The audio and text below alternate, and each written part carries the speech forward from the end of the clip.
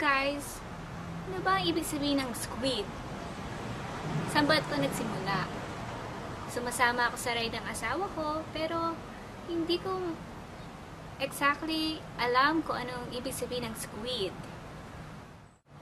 To all the riders, ano bang ibig sabihin ng squid?